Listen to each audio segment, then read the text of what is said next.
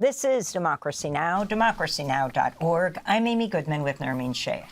As we head into the July 4th weekend, marking the 250th anniversary of the founding of the United States, we turn now to the relationship between black radicals and one of the nation's most important founding documents, the Declaration of Independence.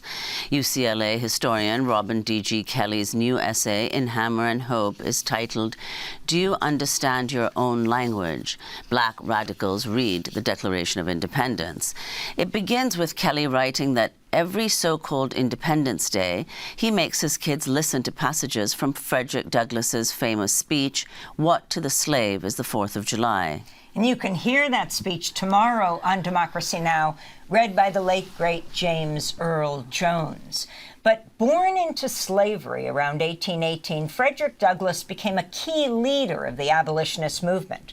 On July 5th, 1852, in Rochester, New York, he gave one of his most famous speeches addressing the Rochester Ladies' Anti-Slavery Sewing Society. I want to play a brief excerpt of that reading, read by James Earl Jones, at a performance of Voices of the People's History of the United States, based on the late Howard Zinn's iconic book. What to the American slave is your 4th of July? I answer, a day that reveals to him more than all other days of the year the gross injustice and cruelty to which he is a constant victim. To him, your celebration is a sham. And you can hear that full speech tomorrow, read by James Earl Jones here on Democracy Now!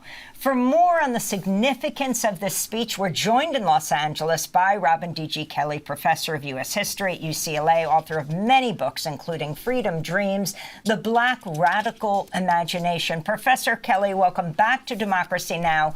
Why you had your children read this speech every year, and what does it mean to talk about why you say black radicals read the Declaration of Independence?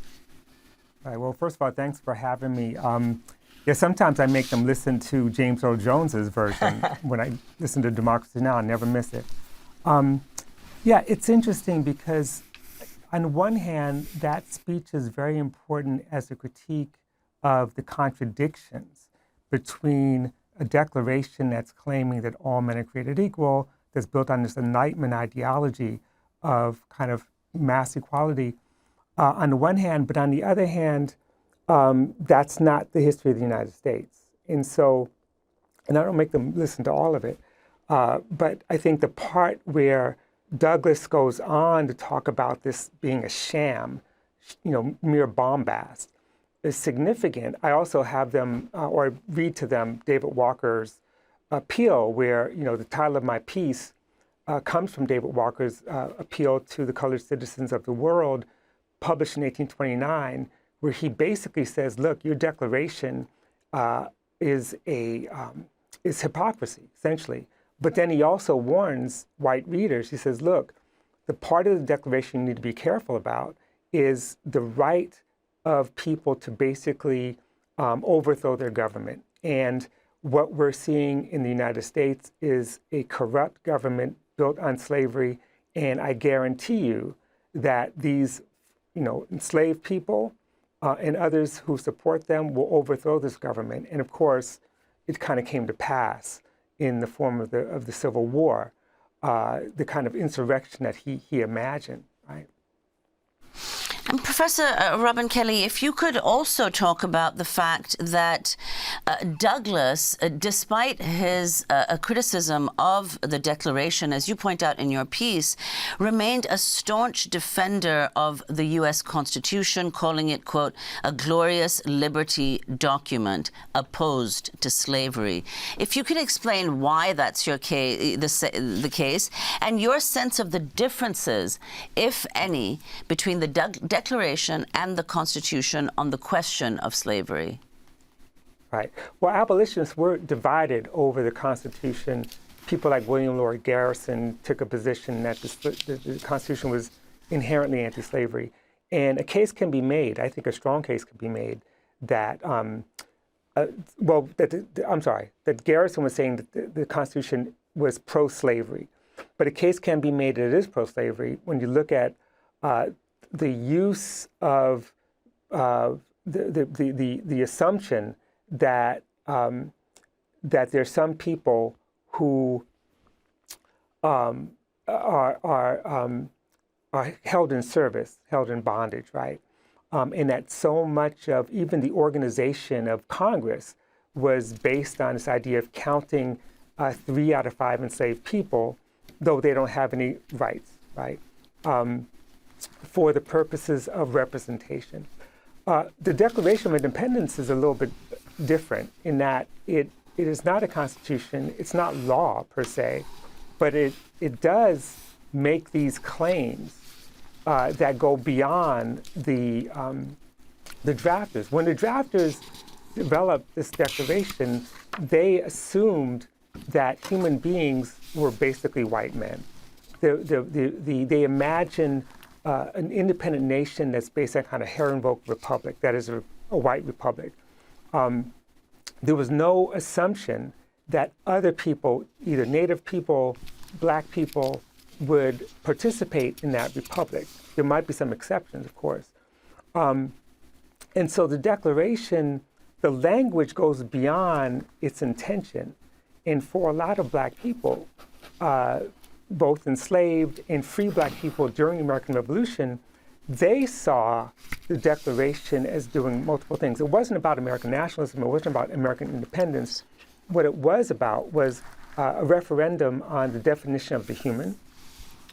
It was also a justification for rebellion, right?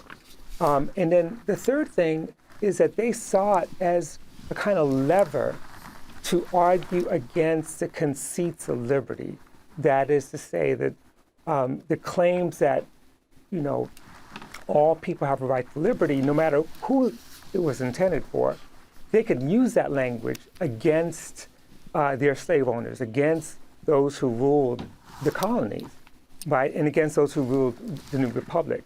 And so, in some ways, they were making a case that their claims to freedom were far more universal than the provincial claims of the colonists fighting for freedom against British colonial rule, And ultimately, the American Revolution was hardly an anti-colonial movement because in many ways it was a struggle to take control of this empire, this expanding West.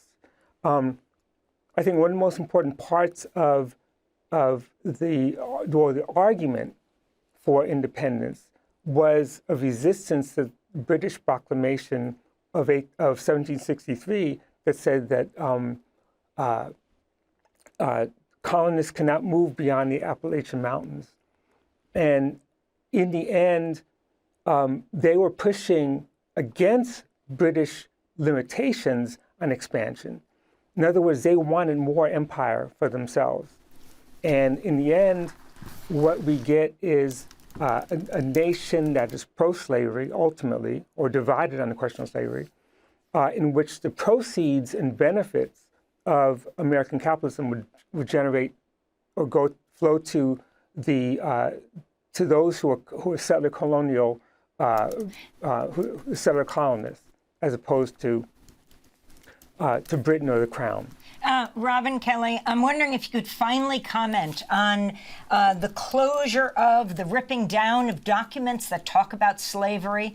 More than 80 years after the Declaration of Independence was signed, the abolitionist John Brown rewrote the Declaration as an abolitionist document.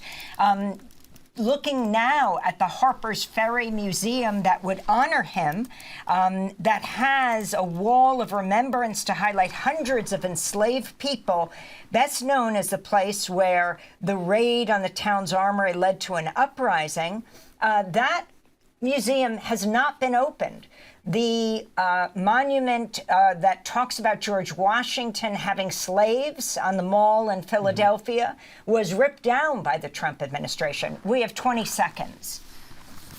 Right. Well, in short, John Brown's Declaration of Liberty was a response to Chief Justice Taney's decision on Dred Scott. And so if we don't, recover that history, we're going to basically not understand the way in which the 14th Amendment was a response to the denial of citizenship on the part of Black people.